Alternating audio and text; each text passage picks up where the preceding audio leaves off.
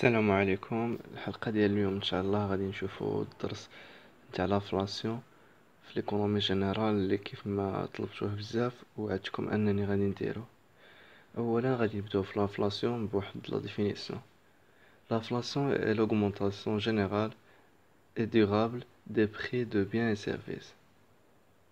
دونك كاين واحد لا ديفينيسيون مفهومه وسامبل، هي ملي كيطلع لو بري نتاع لي بيان اي سيرفيس اللي ما بالعربيه. هاد لانفلاسيون هي التضخم. دابا غادي نشوفو لي تيب ديال لانفلاسيون. كما كتعرفوا هاد الدرس ديال لانفلاسيون يعني ما فيهش لي زانفورماسيون بزاف قدر ما فيه الحساب. تقريبا في لي زيكزامان دائما كيكونوا غير الحساب، ما كيكونوش لي ديفينيسيون ان كيطلبوا مثلا منك لي ديفينيسيون ولا تشرح لهم. اولا غادي نبداو بلا ستاغفلاسيون، un fort taux d'inflation accompagné par un taux de chômage élevé. هذا مثلا نقدر نعطيك مثلا شي دوكيومون ولا شي دولة مثلا عندها لي ستاتيستيك ديالها يقولك واش عندها لا ستاغفلاسيون ولا لا ديزانفلاسيون ولا ديفلاسيون. مهم لا ديزانفلاسيون c'est un ralentissement du taux d'inflation entre deux années. هاد لا ديزانفلاسيون كيكون ان رالونتيسمون ديال لو طو دانفلاسيون مثلا غير ما بين عامين او 3 سنين، مده قليله كيكون واحد الرالونتيسمون بشويه. اما لا ديفلاسيون سي لا بيس دورابل اي كونتيني دو نيفو جينيرال دي بري. لا ديفلاسيون يعني كتكون على دائما، مثلا على واحد المده ديال 10 سنين ولا 15 عام، و لو طو ديال الانفلاسيون هاود. ودابا غادي نشوفو لابارتي الاساسيه واللي هي الحساب واللي هي لي ميزور دانفلاسيون او ماروك. اولا غادي نبداو بلي بي سي والطريقه باش نحسبوه. كما كتشوفوا الطريقه لي بي سي دي برودوي اليمونتير فوا لا بونديراسيون دي برودوي اليمونتير بلس لي بي سي دي برودوي نون اليمونتير فوا لا بونديراسيون دي برودوي نون اليمونتير لو تو سور 100. لي بي سي مثلا خرج لينا 117، دونك لا ليكتور غادي تكون بحال هكا: لو نيفو جينيرال دي بري على كونسوماسيون augmenté de 17% en 2017 par rapport à 2006 au Maroc. هذا يعني واحد لا ليكتور هذه اللي دائما كتكون هكا. وعلاش كنديرو بارابور ا 2006؟ باسكو سي لاني دو باز.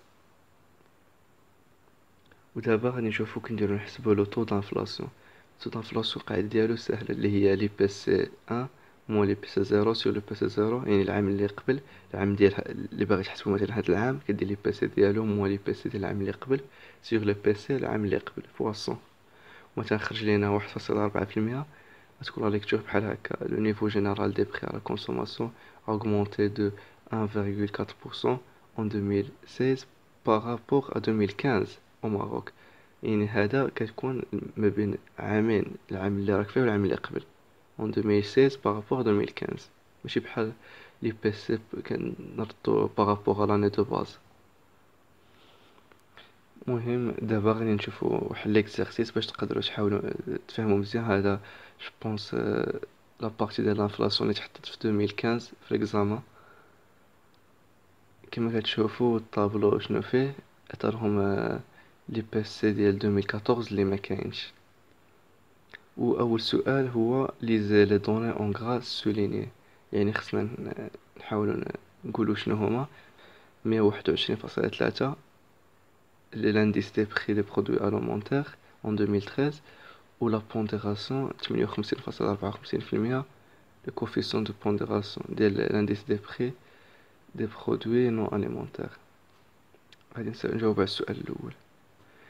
السؤال الأول 121.3 هذيك لو نيفو جينيرال دي بري à la consommation des produits alimentaires a augmenté de 21,3 en 2013 par rapport à 2006 au Maroc. 2006 اللي دايما لاني دو باز اللي كنرجعو ليها. وغادي نفوتو ل 58.54 لا بونديراسيون. كنقولو سي لا بار دي dépenses non alimentaires dans le budget de consommation totale des ménages marocains.